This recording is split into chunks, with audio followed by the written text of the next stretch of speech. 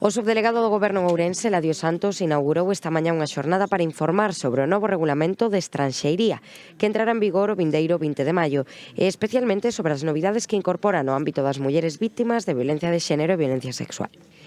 Tratouse dunha actividade marcada na programación da subdelegación do Goberno de Ourense para o 8M, Día Internacional da Muller. En líneas xerais representa unha maior seguridade xurídica e unha maior facilidade